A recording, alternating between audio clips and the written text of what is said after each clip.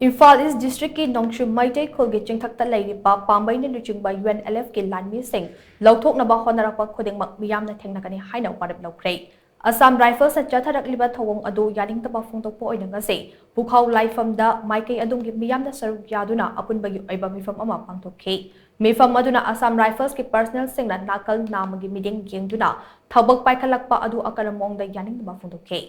Loinene Pambai na Luchingba UNLF ki Lanmi Singh Nongshum Maitai Khul Chingthaktage Lauthok na ba honaraklabade miyamna amato oina thengnagani haina achepa warep laukhe.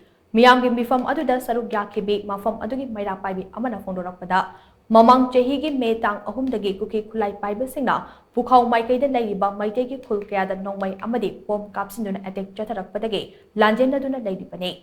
Asigumba tanja asida Pambai na Luchingba UNLF ke Lanmi Singna Nungshum Chingthakta khul ngakduna leibadagi ngasidi lanjendaruba khunja kaya masa masagi mayumda leiba hawraklabane. Asigumba matang asida Pambai na Luchingba UNLF ke Lanmi Singh Assam Rifles and Lauthok Kinaba Honaragliba Ase Yamna Madam Chade, Loina Makwagi Tawong Ase Miamna Yabang Amloy, Mafam Asegi Miam Ngakpi Senbinaba Assam Rifles Amasong, Indian Army Labinaba Hydrobada Tabita Nalaki Bane, Masina Madam Oidaga Central Force ki Personal Sing the Miamna Tamlama Tazaba Aduma K. Oidakli Bafibam Asida Pambai na Luchingba UNLF ke Lanmi Singh, Laingak na Nungsum Chingthaktagi Lauthok Laga Assam Rifles Tamnaba Honaraglabade, Miamna Chapchana Tengnagani Haina Makatake.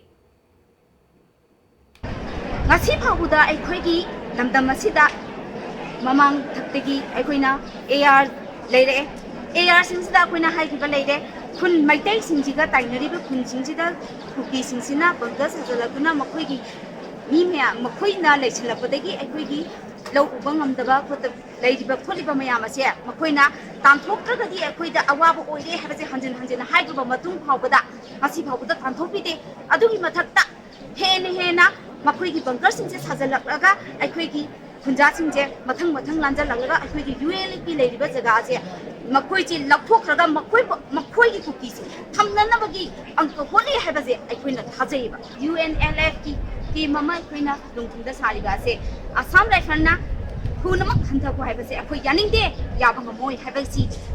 Agent Asta, when you meeting a seat from Zabani.